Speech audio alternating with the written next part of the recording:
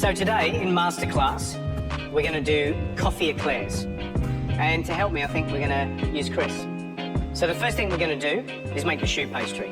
So put 265 mils of milk, and then I want you to put 210 mils of water into that pan up to the boil with the tablespoon of sugar and the salt. And then Chris, butter. There's about 150 grams of butter. Put that straight into the milk. And what we're going to do is we're going to melt those liquids together. Okay, Chris, milk is boiling, butter's dissolved, sugar and salt's dissolved. So what you need to do is you need to put 260 grams of flour, which is sifted, straight into the boiling milk mixture and then start to stir.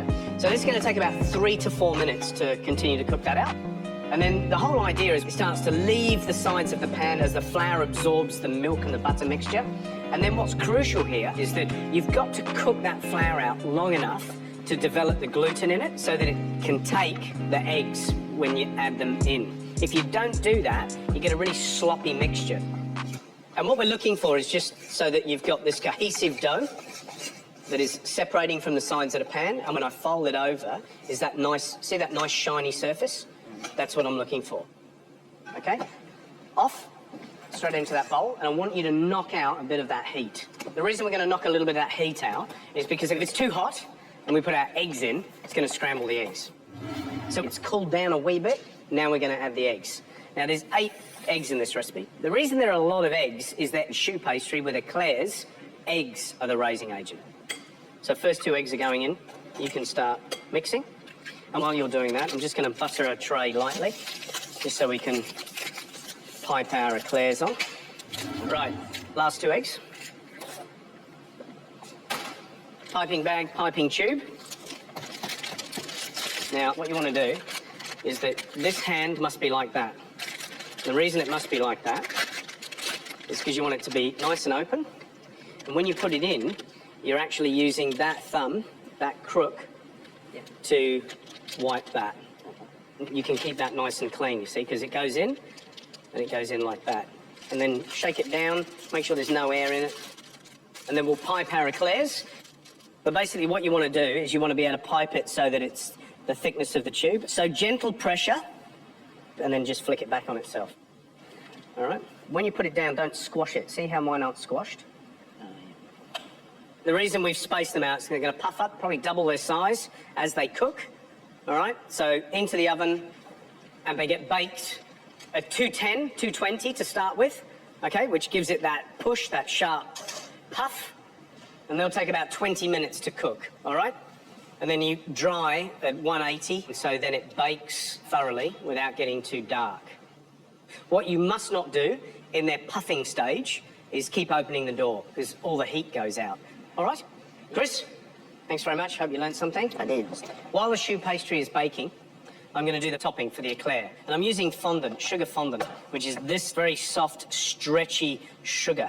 Now, the key with this stuff is that it can't really go over sort of blood temperature. What I'm looking for here is hot, but not too hot, that I have to go, ow. Yep, feeling again, not too hot. And what I can see is that it's starting to get sort of shiny and soft in the bottom of the pot, all right? Any questions about this fondant, Sam? So you're actually not trying to melt that, you're actually just trying to loosen it. I'm warming it. Yeah. So I am melting it. Yeah. It's just that at room temperature, that fondant icing is really stiff and sticky. And what I want it to be is soft, shiny, and fluid.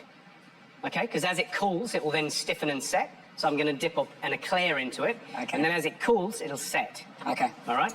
If you couldn't find sugar fondant, could you substitute something else? You can use chocolate. Like you could dip them in chocolate. That's okay. Now I'm going to flavour the fondant icing.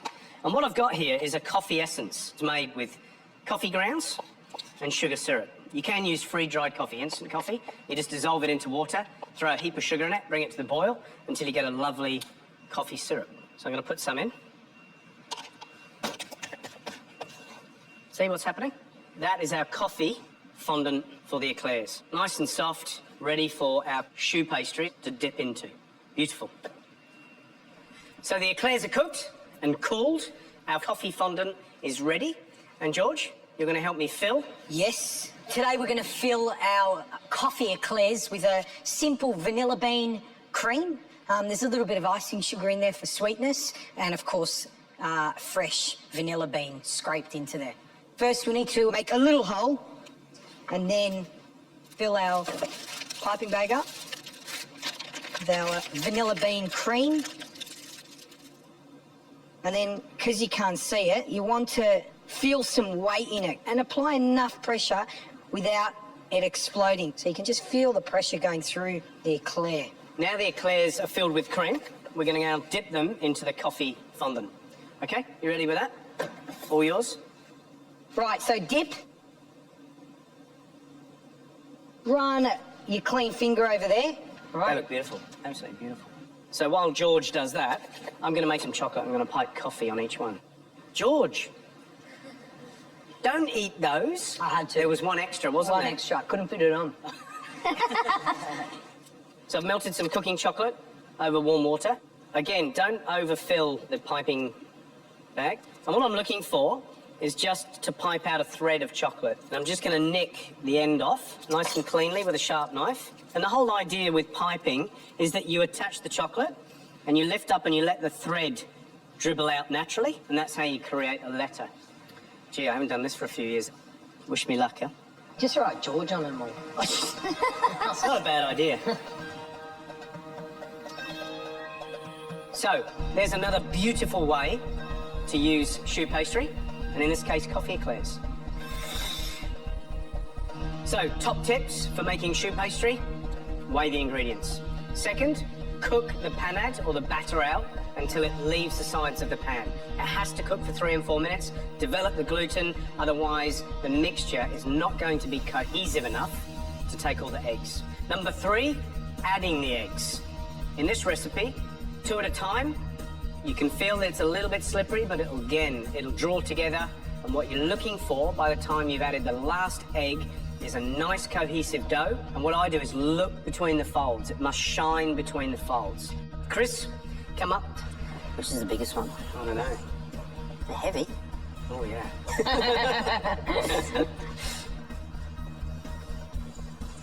The texture's great. That light, spongy choux pastry, then you get the dense cream. Nice. You like that? Beautiful. Gorgeous? Absolutely stunning. Beautiful. Have another bite. I will. Or I will. Okay.